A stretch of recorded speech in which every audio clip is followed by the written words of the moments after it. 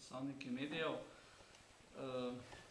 Prav lepo se počutim, ko imam levo in desno dve tako prijetni dami. To se mi pravzaprav v življenju redko kdaj zgodi. Ampak kljub temu, da imam fajn občutek, pa govorimo o izredno resni in zahtevni temi. Dobro veste vsi, da je Slovenska ljudska stranka v Državnem zboru glasovala proti zakonu. Zakaj smo glasovali proti zakonu? Zato, ker je bil slab. Zakaj pa je bil slab? Zato, ker so mu nasprotovali vsi. Tako programski svet, tako delavci, tako sindikati. Skratka, z nikomer ta vladna koalicija ni tega zakona uskladila. In v Slovenski ljudski stranki se pač zavedamo, da je potrebno tudi kdaj poslušati in slišati. Tega žal vladna koalicija, se vidite iz dneva v dan, kaj se dogaja, tudi to, kar se danes zgodilo v Državnem zboru, okrog malega dela, pač enostavno ne zna. Še več, koalicija se ne zna niti znotraj dogovoriti. Tudi to ste na vse zadnje, tudi v zakonu o RTV videli, ko Desus ne sodeluje v tej njihovi skupni kampanji. Poglejte, čisto takole, vprašanje programski svet iz 19 na 17. Kaj mislite, je več demokracije pri 17 ali iz 19 iz 29, pardon, pri 29 ali pri 17. Če za mizo sedi 17 ali če za mizo sedi 29. Ampak gledajte, definitivno lahko z vso resnostjo in odgovornostjo trdim, da Zveza društev drobnice Slovenije nikoli več ne bi imela vpliva in možnosti predlagati nekoga v programski svet, tako kot je imela sedaj, pri teh 29. In da bo, pa ni to, veste, to ni nepomembno, gre za to, ali je zakon torej kako demokratičen oziroma ali ne. Zakaj pravzaprav gre pri tem zakonu? Kako se že reče sedaj tej novi firmi po tem zakonu, torej samostojna pravna oseba javnega prava. Samostojna pravna oseba javnega prava. No ja, pa še nekdo to razume, če lahko. Pa se ne gre samo za to, če kdo razume ali ne. Kaj se vse za tem skriva? Ne znajo povedati. Ni povedala ne ministrica, nihče ni povedal. Ko smo seveda opozarjali, ko opozarjamo na to, da bi nekdo mogoče preko tega, in to, kar je tudi naša podpredsednica povedala, rad kako smo včasih rekli, prihvatiziral tisto, kar je danes javno, kakorkoli vso to premoženje je v tem trenutku 100% lasti države. Kaj pa bo z to samostojno pravno osebo javnega prava? Torej, napravila se je pot, da bo prišlo zares do dveh zadev. Privatizacije in političnega vpliva. Da bo prišlo zares do kraje premoženja in kraje možnosti, kar je pa najhujše, možnosti vplivanja od zunaj demokratično preko programskega sveta, tako na program, kot seveda politično prepoznavnost vseh, ki so v tej državi.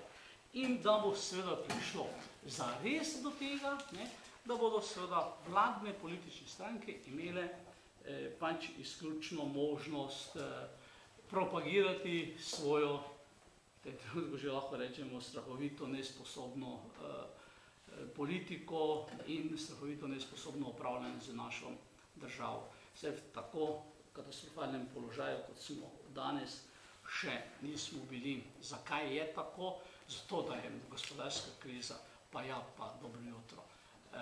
Torej, vse vidite, pri vsaki zadevi se pravzaprav ukvarjajo v glavnem sami sabo. In kako čim bolj opleniti to, kar so dobili v upravljanje. Pa ni to njihovo. Poglejte, pride minister Golovič pred kamere, se nasmeje in reče: dober dan, jaz sem ta pa ta, mi nimamo z Tešom nič.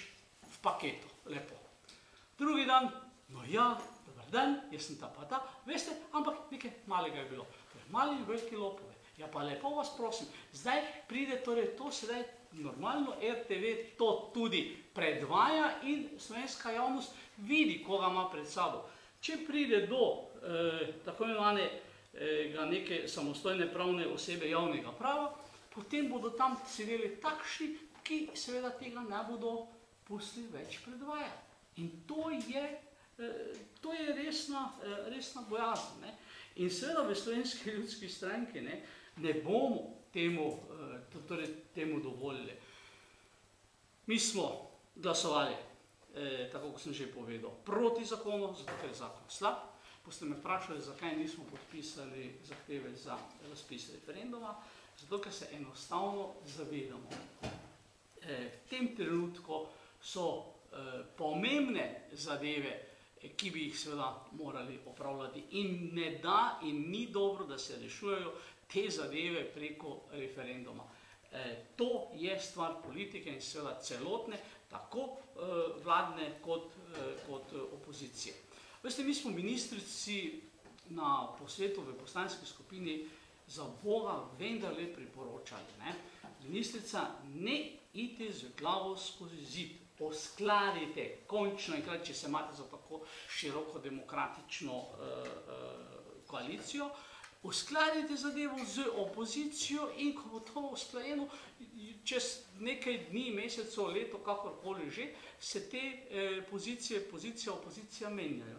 In potem ne bo imel nihče nobenega razloga, da bi te stvari ponovno spreminjal. Seveda na takšen način, da bi dopustili krajo premoženja, še to, ki je danes, torej se pripravlja podlaga za krajo RTV-ja, podlaga se pripravlja za krajo še teh dveh bank, kaj jih imamo, zavarovalnice še pridejo na vrsto, so že hteli pred nekaj leta, ampak takrat jim ni uspelo. In kaj se v tem trenutku dogaja? Hoče se privatizirati in seveda končni vpliv na energetiko, torej to pa je tu. Še imamo kaj druga? Ne, adijo, konec je. In temu seveda ne smemo pustiti. No in da zaključim, moram se seveda kot poslanec Slovenske ljudske stranke odzvati tudi na problem, ki ga je imel naš poslanski kolega Zmago Jelinčič Slovenske nacionalne stranke. Zdaj bom rekel, če je že on nas, torej na včerajšnji tiskovni konferenci v Krcu, mu seveda pač preko tega tudi sporočamo, naj se ukvarja z svojo stranko, ker ima z njo dovolj velikih problemov in brige. Nas v Slovenski ljudski stranki pa le naj pusti in mi se seveda ukvarjamo z tem, da bi vendarle v tej državi kakšno stvar premaknili naprej. Vse zadnje, da delamo pravilno, so tudi, ni več, tu zadnji rezultati zadnjih lokalnih volitev, ki so nam to tudi potrdili. Toliko mogoče še z moje strani, gospa podpredsednica, koliko seveda bodo kakšne vprašanja, pa smo vam na razpolago.